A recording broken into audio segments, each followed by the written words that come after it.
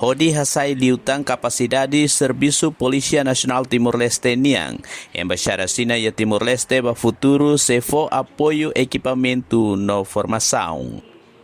E a segundo encontro conjunta tripartida entre a Embaixada da República Popular da Sina e a Timor-Leste, a Mutugo PNTL, representante Sira Huse Empresa Investimentos Sinesa, no Associação Comunidade Sinesa, Embaixadora Sina e a Timor-Leste, Wang Wenli lova para Serviço Segurança PNTL niang hodi assegura segurança nebe dia.